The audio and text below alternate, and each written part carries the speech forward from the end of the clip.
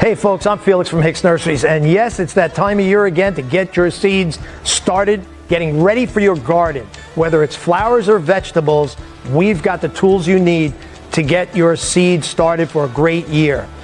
Right here, simple little tray. You can see I cheated a little bit. I got some started a couple weeks ago. We prefer an organic seed starting soil.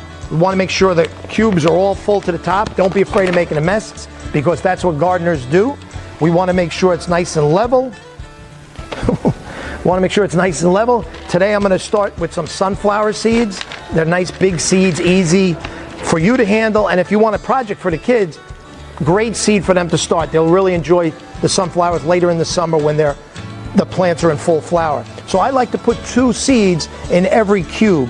That way it gets them off to a good start. And if one doesn't do as well as the other, I cull that out to have only the best seeds going. This way I know exactly what's going into my plants. I'm not going to use any pesticides. I'm only going to use organic fertilizer. Just cover the seeds, get yourself a watering can, give it a good soak the first time around, and there you go. Enjoy your garden.